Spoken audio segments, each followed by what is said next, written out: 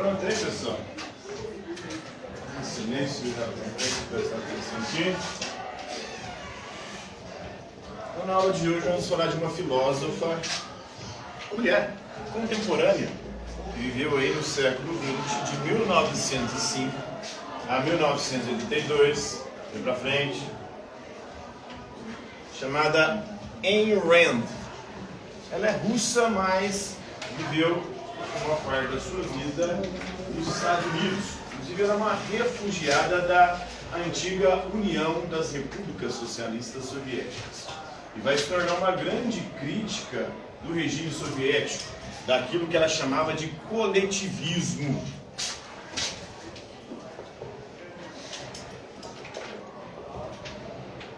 O coletivismo para ela é uma perspectiva onde o coletivo quer se impor sobre o indivíduo. O coletivo impede o indivíduo de manifestar a sua liberdade e a sua criatividade. O coletivo acaba oprimindo os indivíduos. E as sociedades coletivistas são aquelas geralmente socialistas, como a União das Repúblicas Socialistas Soviéticas. Então, ela dizia que a URSS era um desses modelos de governo onde a sociedade quer matar ou quer suprimir, quer reprimir a liberdade e a criatividade dos indivíduos. E ela vai defender que só com a racionalidade a gente pode compreender essa realidade e perceber como a sociedade muitas vezes quer nos impor modos de comportamento e assim reprimir e sufocar a nossa liberdade e criatividade. Ela vai defender o oposto do coletivismo, que é o individualismo. A sociedade é composta por indivíduos e a sociedade ideal, ou a sociedade para ela que funcionaria melhor, é aquela que dá liberdade para que os indivíduos possam manifestar toda a sua criatividade. Ela escreve 2 livros, 2 romances, que vão tratar desses temas. É A Nascente, onde o sujeito sofre as pressões sociais, ele é um artista e acaba sofrendo reprimendas da sociedade por conta da sua arte criativa e inovadora, porque ninguém compreendia, eram conservadores que não queriam uma mudança nas perspectivas da arte. E no outro, A Nascente, aliás, A Nascente é o primeiro, o outro é A Revolta de Atlas, onde ela vai trabalhar mais questões políticas e vai defender ou vai demonstrar nesse livro como o governo, o Estado, muitas vezes reprime os indivíduos, limitando a liberdade deles. E aí os indivíduos começam a fazer uma greve contra o Estado e começam a desaparecer os artistas e as pessoas criativas da sociedade. Aí é uma crítica aí ao Estado. O problema do pensamento de Ayn Rand, que ela identifica de fato que o Estado é uma entidade repressora, limitadora da nossa liberdade, mas não só do Estado. Ela é uma defensora do capitalismo, porque o capitalismo seria um sistema econômico que dá a nós liberdade. Ela defendia o laissez-faire, que em francês quer dizer deixar fazer, deixar passar. É o tema do liberalismo. Os liberais defendem a não intervenção do Estado na economia, para que assim, através da liberdade dos indivíduos, do empreendedorismo individual de cada sujeito, a sociedade pode funcionar bem. Ela defendia o que é chamado de egoísmo racional. Ela dizia que todo altruísmo não passa de uma farsa. Qualquer indivíduo que é altruísta ou que busca fazer o bem para os outros, de alguma forma está agindo de maneira egoísta. Ela está buscando ajudar os outros, seja para satisfazer alguns desejos, seja para aparecer para a sociedade. Agora nós estamos num momento aí de política. Teremos eleições esse ano aqui em nossa cidade, para prefeito e vereadores. Aqueles indivíduos que estão nas redes sociais ali, defendendo os direitos dos animais, defendendo movimentos sociais, defendendo classes como de professores ou outros grupos, muitos daqueles indivíduos estão fazendo aquilo por interesse social, por pensar no bem da sociedade.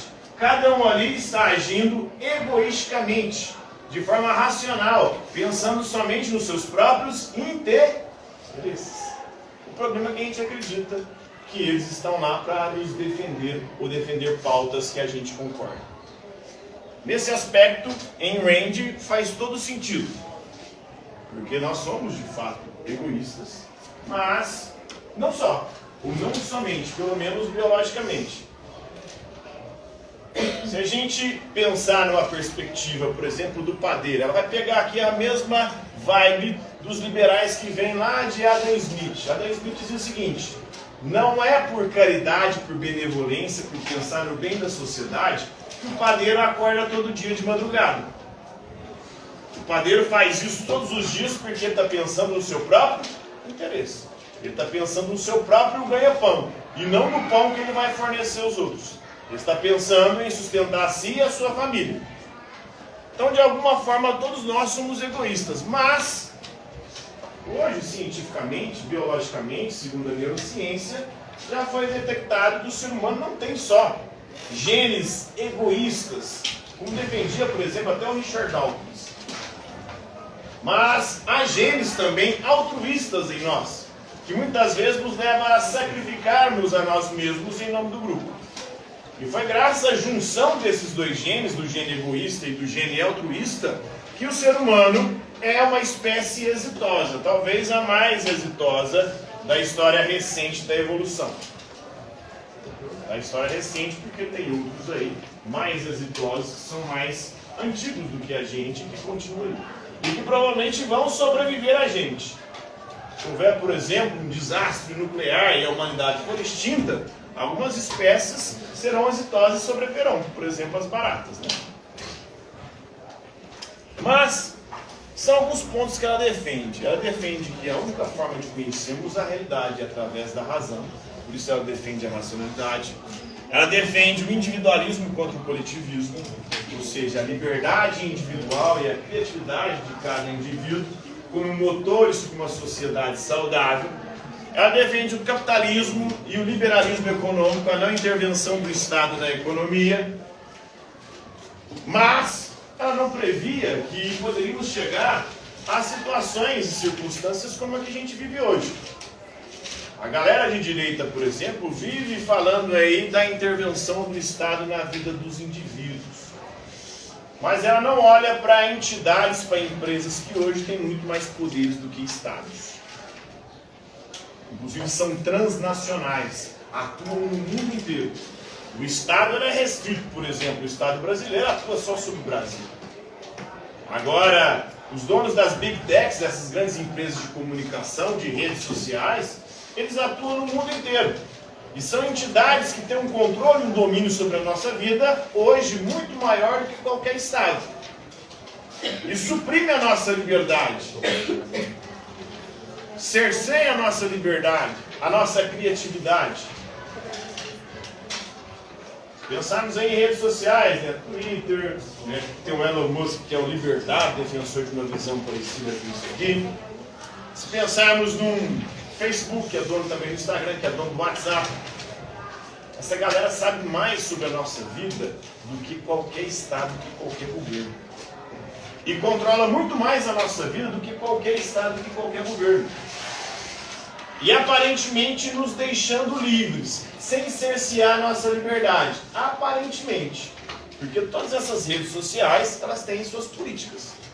Políticas de propagação de conteúdo, políticas de cerceamento a quem, de alguma maneira, fere os ideais e os princípios dessas entidades. Então não somos tão livres assim, pelo contrário. Acaba nos fazendo todos mais ou menos iguais, indivíduos massa, como diria a galera da escola de Frankfurt, né? Então o capitalismo não nos deixa tão livres assim, pelo contrário. Dá a indivíduos e a empresas um poder maior que o poder do Estado e um poder de controlar a nossa vida também muito maior, se pensarmos em perspectivas globais, né? O egoísmo racional é essa perspectiva de que nós agimos somente pelo nosso próprio interesse E o ideal seria que, ao agir pelo nosso próprio interesse, a gente agisse de forma racional, sem prejudicar os outros, mas buscando satisfazer as nossas necessidades de liberdade e criatividade. E ela defende o objetivismo. O objetivismo aqui se opõe ao subjetivismo.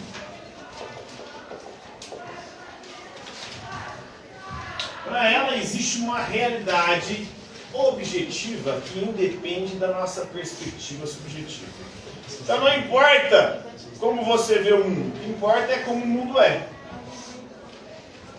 Você pode ignorar a realidade, mas não pode ignorar as consequências de ignorar a realidade. Conseguiram compreender? Pode ignorar a realidade, mas você não pode ignorar as consequências de ignorar a realidade. Por que é possível ignorar a realidade? Por conta da nossa perspectiva subjetiva. A realidade pode estar na sua frente, mas você não quer enxergar.